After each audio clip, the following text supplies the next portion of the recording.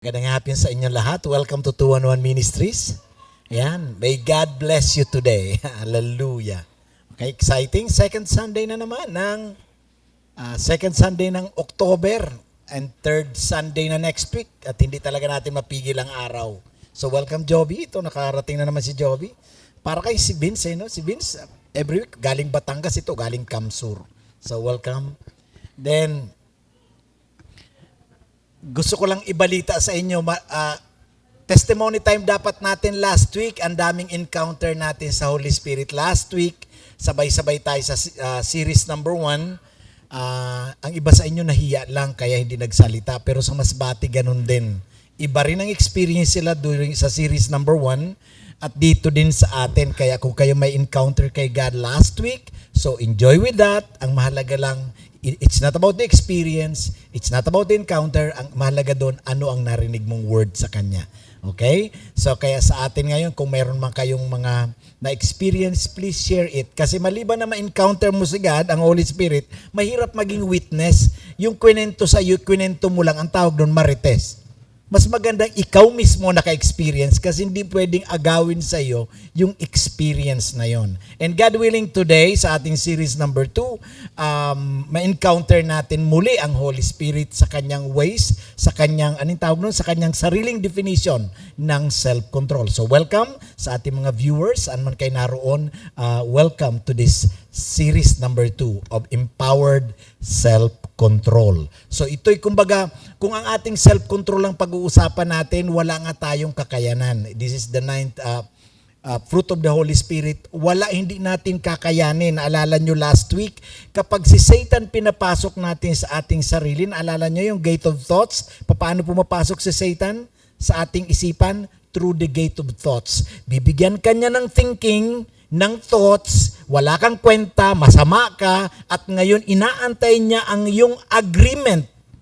At yung agreement mo na yun, iyon yung naging way para makapasok siya at siya na ngayon ang may control sa buhay mo. Kaya kailangan natin ng empowered self-control. Kaya sa inyo hindi nakapanood nun, balikan nyo na lang yung ating series number 1 nasa FB page at nasa YouTube at nakalagay lang doon. Ito pa rin ang ating verse, the last sa ating 9th fruit of the Holy Spirit. But the fruit of the Spirit is love, joy, peace, patience, kindness, goodness, faithfulness, gentleness, and self-control. Against such things, there is no law. Ito yung kagandahan, na hindi ka under ng law ni Satan, under ng law ni God, under ng law ng mundo, dahil yan na yung batas ni God. Walang masabi sa iyo si God. Sa judgment day, if you're living with this, ikaw din ang makikinabang. At hindi lang yung dumating ang judgment day. Dito sa earth, may enjoy mo talaga ang buhay. Kumbaga, di ba, napagdadaanan natin for how many weeks na yung pinanggagalingan nga ng karamihan ng sakit ngayon ay galing sa stress. Isipin mo kung ganyan ang araw-araw, mapayapa ka, may pag-ibig, may kabaitan, and likewise, kung tayo rin ginagawa natin sa ating community ito, ang ganda ng ating lipunan. So there is no law about that. Walang nagtatakbuhan na ang pinag-uusapan, ang karapatan ko, wala na, ito na yon. Enjoy na yan. So ano yung ibig sabihin ng self-control? Self-control means inner strength. Inner power. Galing sa dalawang words na enkratos. Na ibig sabihin ng en ay inner and kratos means strength or power. Galing sa Greek word. Ang New Testament kasi naisulat sa Greek word. Okay? So, enkratia. Ngayon, kapag iyan ay, kumbaga, yung ating kailangan para ma-overcome. Kaya kung pag-uusapan natin self-control, lahat tayo may self-control. Kaya lang, napaka-iksi. Di ba? Pag nagugutom kayo, kaya nyong sa pagtigil na lang ng bus, doon na lang tayo kakain. Kaya natin yung self-control na yon. Kapag naiinis tayo, may self-control pero pag natuduhan, bumibigay. Kaya nga dapat maintindihan natin, ang ibig sabihin ng self-control dito ay hindi galing sa atin inner control, empowered self-control, fruit of the Holy Spirit na self-control. Hindi yung galing sa akin. Kaya nga, using the fruit of self-control, we must give up our control. According to the definition of the Holy Spirit, yung application natin dito. Kasi kung yung self-control mo nga, matagal ka na nagtitimpi. yung mga pamangkin natin, mga apo natin, yung mga anak natin, yung maliliit pa, ingay-ingay, yung nagiging pinakain mo naman, nagwawala pa rin, nakakaltukan natin, nawawala ang iyong buti na lang may self-control ako pero napalo mo na sa ulo. No? Asan ang self-control doon? Bumigay na. Di ba, Mia? Okay.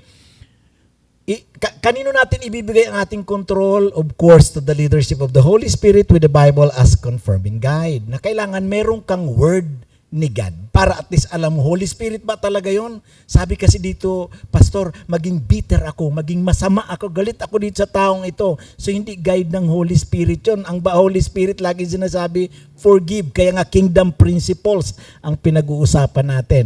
So, kaya pag nag-usap tayo about self-control, fruit of the Holy Spirit, hindi ako ito, hindi ikaw yan. Dahil kilala mo ng sarili mo, bumibigay ka din. Di ba bakit tayo nagtatabaan? Kasi nga bawal ang sugar, pero minsan lang to. Birthday lang ni Nikki. Di ba mga ganyan? Ano lang, kumbaga birthday ko ngayon, I deserve. O yan yung mga self-control nagkakawalaan. So kailangan natin ang Holy Spirit. Okay? Kaya yung mga mag-asawa na laging banggaan ng banggaan, ang kulang ay self-control, wala na nga eh. Ang kailangan natin ay fruit of the Holy Spirit. Okay? Balik tayo sa ating purpose. To understand the kingdom of God's solution. Ang Bible ay punong-puno ng nakasulat na solusyon. Kaya nga, good news, magandang balita, ang good news ay ang kingdom of God. All these things shall be added unto you. Relationship, finances, karamdaman, cancer issues, stress, worries, andun lahat sa kingdom of God. Matthew 6:33, di ba? Seek first the kingdom of God and His righteousness and all these things shall be added unto you. Ano ba yung naandun sa all these things shall be added unto you na wala dun sa problema mo, na hindi nakasama? Andun lahat.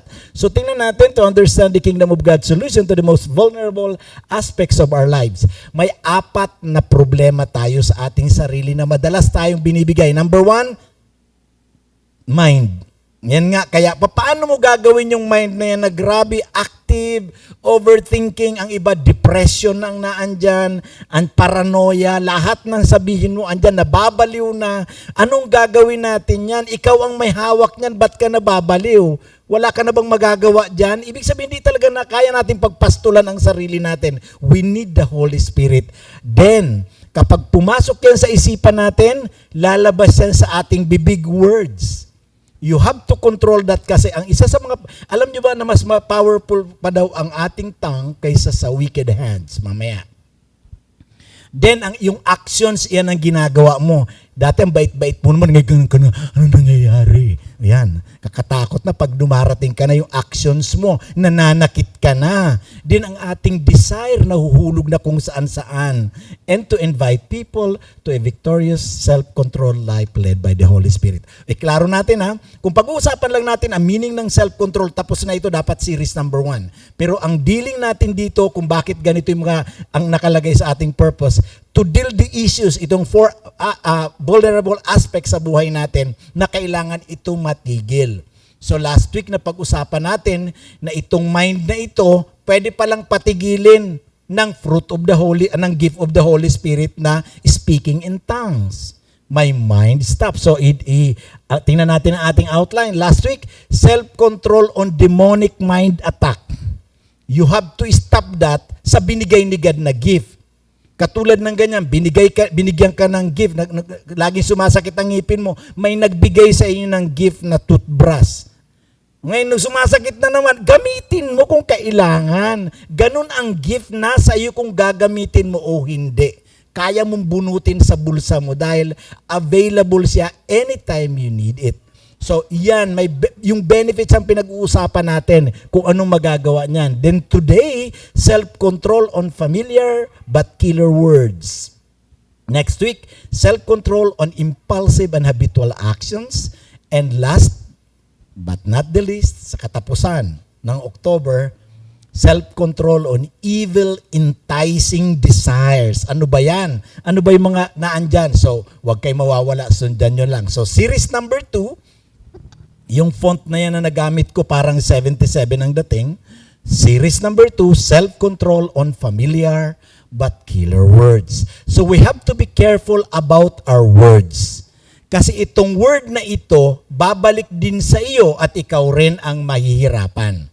Dahil hindi ito easy. Yung ating mga ang ating dila ay na-design ni God. Remember, tayo ay nabubuhay dito sa earth. Maniwala ka sa Diyos sa hindi, nagpa-function ang pagka-design ni God sa mga ginawa niya. Katulad niyan, sabihin ko, hindi ako naniniwala sa araw. Maniwala ka sa hindi sa araw, lulutang yan ng alas 6 ng umaga, lulubog yan ng alas 6 ng hapon. Hindi ako naniniwala. Mangyayari yan. It's a law na dinesign ni God. It's a design of God. Maniwala ka sa hindi, it will happen and it is happening. So, kuha tayo ng verse. Ang ginamit nating verse dito ay Proverbs 18:21. The tongue has the power of life and death, and those who love it will eat its fruit. So kung papaano ginagawa yan, dapat you are loving the fruits of it. Yan ang gusto mo eh. Kaya kung paano mo ginagamit ang yung tongues, ang words na lumalabas dyan, meron siyang power at may buhay. So kapag ang lumalabas dyan ay hindi life, it possible, yan ay death. Kaya makikita nyo sa atin, siguro a good evaluation sa atin, kung ano raw tayo ngayon, iyan kasi ang dinideklara ng ating bibig, ng ating tongue. Kung merong isang bagay o ilang bagay sa iyong buhay, sa iyong pamilya, sa iyong trabaho, especially sa iyong finances, at hindi ka makaahon, iyan kasi ang sinasabi mo. You have to speak life to that. Kapag may nararamdaman ka, ay ganito ang naramdaman ng tatay ko nun, patay. O hala, sige. The power of life. Kasi alam mo, ganyan din yung naramdaman, no? Ganyan ding edad. Hindi tumagal yun eh. Patay. O hala. Ito ay sinabi ni God at na-design dito. Ulitin ko, ito ang struggle natin na kailangan natin magkaroon ng fruit of self-control. Okay? Yan. Ngayon, maaring sa series number 2, para kaiba naman ang gagawin natin, hayaan natin ang world of science ang mag-explain. Kasi sila, kahit hindi sila mananampalataya, yung mga philosophies at mga psychologists, hindi sila naniniwala sa nakasulat sa Bible kasi gawa lang ng tao yan. Pero kung magugulat kayo, itong mga babasahin ko na explanation, nag-agree sila sa Bible. Okay, simulan natin. Sila na mag-explain din ako. Galing sa becomedamngood.com. Research has proven that spoken words have power and a great impact on your mindset. Complimenting someone brings a smile to them. Ay, ang ganda mo talaga. Di ba? Ang ganda mo. Ang pangit mo, ang baho mo, parang isda. Anong mararamdaman mo? Di ba? Galit, so far, we know that words can have a direct impact on our behavior. Anong kaiba ng attitude? Attitude is inside. Behavior is outward attitude. Kung ano naramdaman mo doon sa attitude, ginagawa na natin sa labas. Actually, outward action of the attitude. So nakita niyo yan? Galing yan sa isang, ayan, nakalagay ang website niyan, pwede niyo i-check. Sinamarize ko lang ang kanilang sinasabi. The other one, coming from therapyden.com.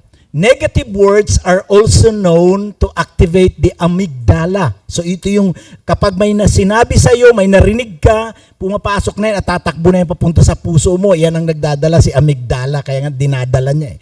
Which is the region of the brain responsible for production of stress. Okay? Kaya kailangan, last week sinabi ko sa inyo, hindi ibig sabihin dahil pumasok sa isip mo, isipin mo. You have to filter all those thoughts kasi nga andito ang gate of thoughts na pumapasok sa Satan. So nagpo-produce siya ng stress hormones kapag yung mga negative words sa atin. Ano nangyayari? So overstimulation, ba't ako sinabihan ni Nikki ng ganun? Ba't sinabihan ako ni Edwin ng ganyan? Hindi dapat, di ba pag yung mga sinasabi sa iyo, nag-overstimulate tayo of the amygdala, can cause high levels of stress and to some extent, it can lead to chronic cases of depression. Ang chronic depression ay ito na yung insanity. Hindi ito yung na-depress. Ay, emotional lang ako ngayon. Kasi may sinabi sa akin si Ria, inisip ko, alam mo naman, siyempre, may matampuhin ako eh. Ayan. So, ngayon, pinalaglag mo sa puso mo, ano mangyayari? Hindi yan basta depression lang, chronic depression. At ang nagsabi niyan ay mga vlog, mga doktor, mga nasa science, hindi sila believers. Another one, coming from neuroscience.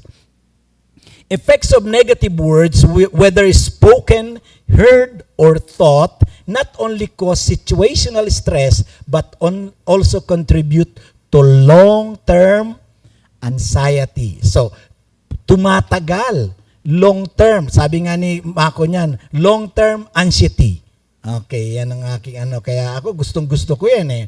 So, yun ang idea na yung ating worries, yung stress mo, tumatagal. Saan nagmula? Kaya nga, be careful about your gate of thoughts. Last week, pinag-usapan natin, pag may narinig ka, be careful and filter those thoughts na sinasabi ni Satan at sinabi at narinig mo.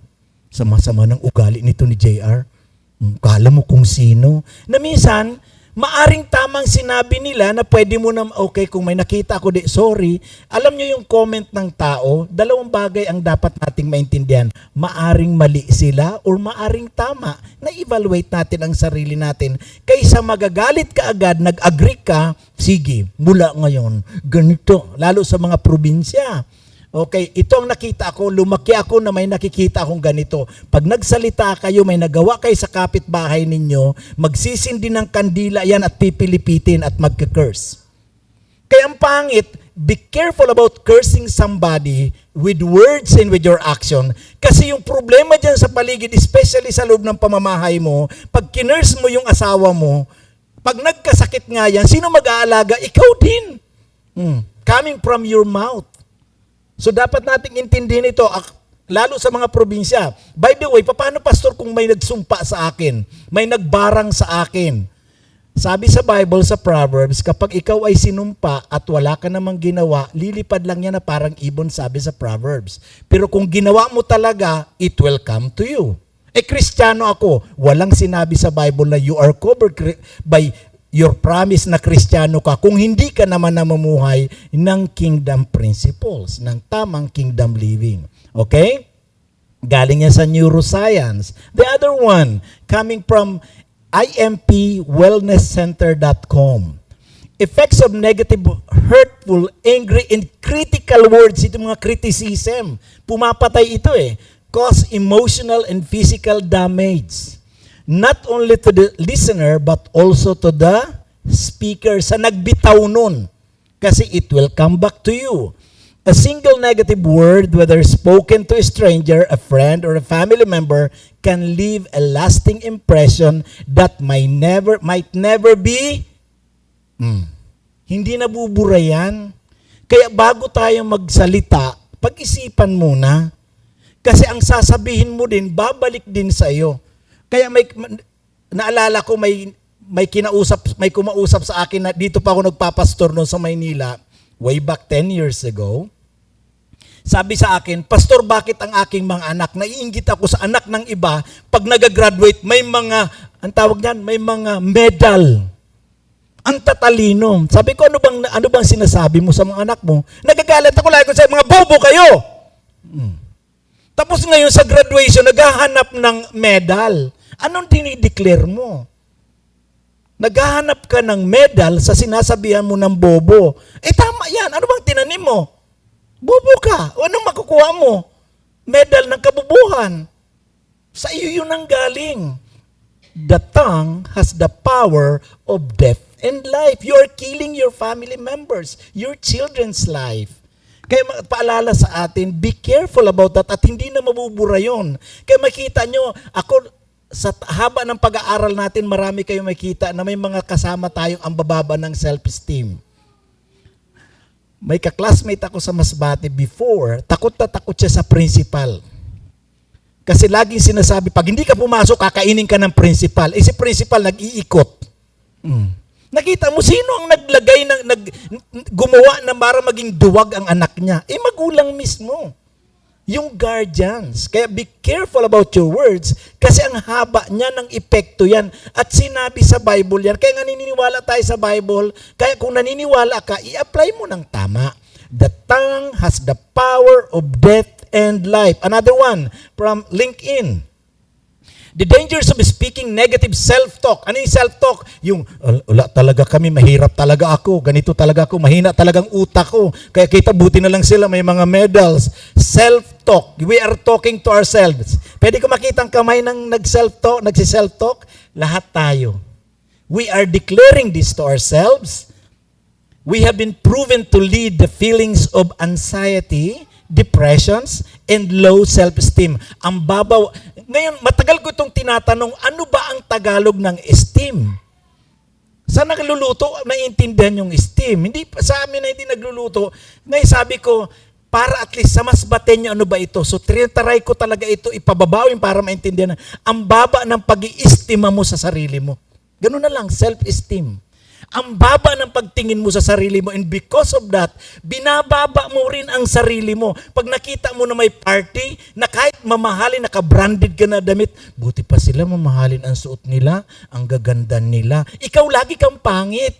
Nagsuklay ka pa naman galing sa inyo, naglagay ka makeup, nag-gel time, naglagay ka pa ng deodorant. Oh, tapos ang baho ko talaga, buti pa silang bango-bango nila. Mabaho ka talaga. Alam nyo ba, yung mga tao nagde-declare sa kanila na mabaho siya, kahit anong pabango mo, ang baho mo talaga. It will come out. Why? You are declaring that to yourself. While positive self-talk can improve our confidence, resilience, yung how do we, ito yung ito yung paano mo dinidil, katulad niya, may nagsabi sa inyo negative na gagawa mong positive ang outlook mo and a hopeful outlook of life. So kita mo may pananaw ka na ganyan. Why? Kaya nga ganito yung sinasabi ng Bible. Sa mundo kasi, huwag kang maghanap ng encouragement. Sa mundo, puro selfish ang tao. Galing tayo doon. Hatakan ng hatakan. Ang daming mga talangka doon. Talangka din tayo dati. Di ba? Di ba yung crab mentality? Katulad ng ganyan. Kaya naman may medal si Alice eh. Anak ng teacher yan eh. Di ba? Ganun sa probinsya kami, marinig mo lang, ay siyempre, wala kang magawa. Principal tatay niyan. May medal yan. Kaya makita mo, lalakad ka nga dun sa stage. Ang tingin ng tao, iba. Kilala ko yan si Joby. Katanggap ng trophy. Kinopya. Kinopya lang yan. So yung mga criticism natin, ganito lang kasimple. Kung nakatanggap si JR ng trophy, o hindi siya nakatanggap, ano naman sa iyo, mababawasan bang breakfast mo bukas? Wala eh. Pero tayo, dala ng inggit, dala ng kung ano-anong isipin, ganito ang nangyayari sa atin. At ngayon nasabihan kapag uwi mo, sige lang, hindi ka na makatulog sa gabi, kasi sabi nila, wala daw kaming kwenta, mahirap kami, mga pobre daw kami. So hindi ka na nakakatulog ngayon, makita kita dyan, babatuhin kita pag dumang ka sa bahay. Hindi ka na natulog isang gabi, dalawang gabi, dilat na ang mata mo, ayan, nagsisimula ka na ngayon, may narinig ka na, ano daw? Mag-isa ka, may narinig ka na boses. Ayan na. Kasunod ng paranoia, depression, dahil lang sa narinig mo na word. Kaya nga, the tongue has the power of death and life. Mga kapatid, if you're a Christian, if you're a believer, ito ang sasabihin ko sa diretso. Kung wala ka na itulong sa isang problema ng tao, huwag ka na magsalita, wala ka na nga naitulong, pinatay mo pa. Di ba katulad yan, may nagpapaliw sa humingi ng tulong sa atin minsan. Lakas-lakas nito, tamad mo.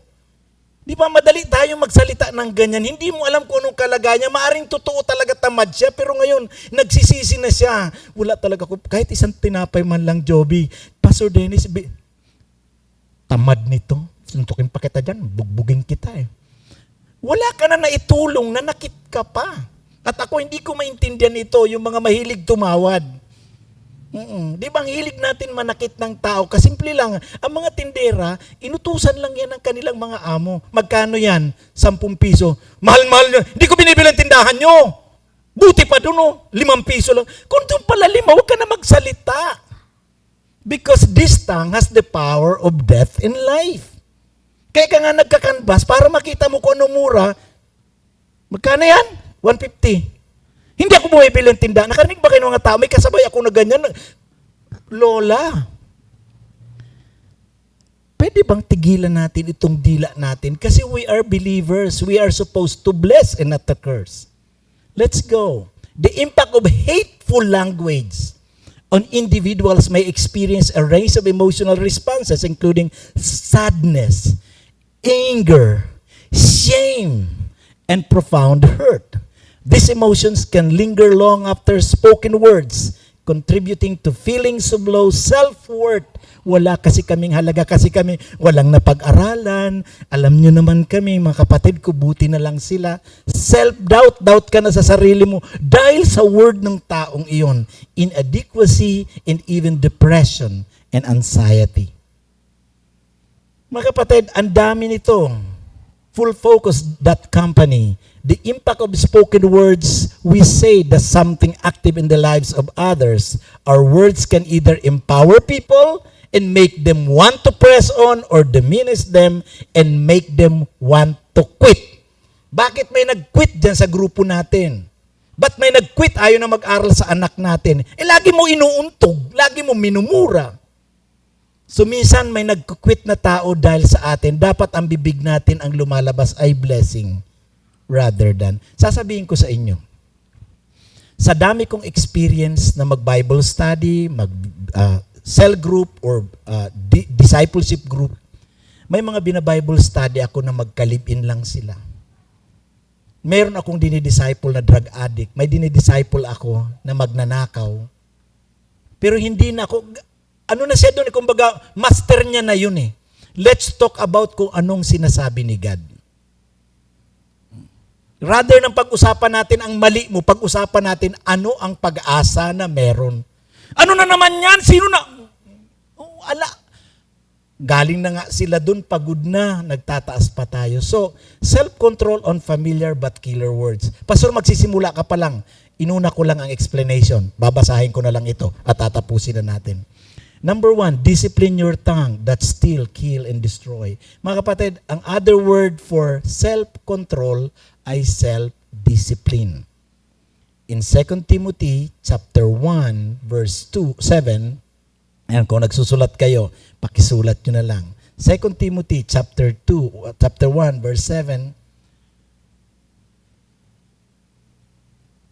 for God did not give us a spirit of timidity, but spirit of love, power, and self-discipline. Pakidisiplin ang ating mga tang. Kasi pwedeng ka pumatay at nag-quit na mga tao. At ang mga tao hindi na umaangat sa buhay, pati sa bahay natin, especially sa loob ng bahay natin, ang tatanga nyo, ang bobobo nyo, ang tatamad nyo. Tapos ngayon gusto mo magsipag ang mga tao sa loob ng bahay mo. Ano ba ang dinideklara mo? You will reap what you sow. Okay? Mga kapatid, paalala sa inyo, kapag ito pinapasok natin sa isipan natin, if Satan is in control of our minds by allowing him to enter our gate of thoughts, he will manifest in our tongue. May nabasa ako sa isang devotion ni Pastor Ray Clemente from Sydney, Australia. Ang sabi niya, evil thoughts will produce evil tongue. Good thoughts, good tree will bear good fruit. The same with these evil thoughts will produce evil tongue. Kaya simple lang, kapag kayo nagsasalita, ako nagsasalita ng evil tongue, it is because ang laman ng utak ko ay evil. The thief comes only to steal, kill, and destroy. But Jesus Christ came that we may have life and have it to the full. John 10:10.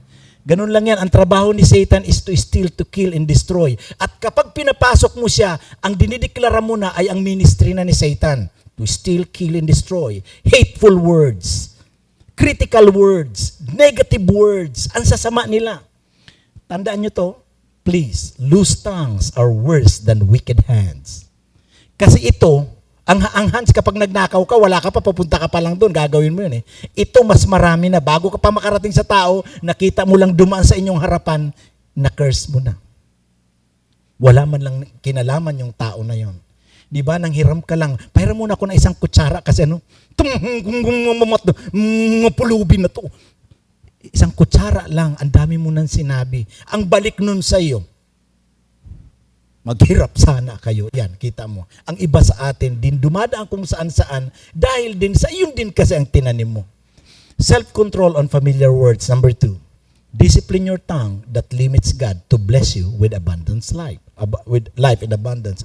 Mga kapatid, doon sa pangalawa sa B, kung titingnan nyo, NIV and the King James Version, the thief comes. The thief is Satan. The thief comes only to steal, kill, and destroy. I have come that you may have life and have it to the full.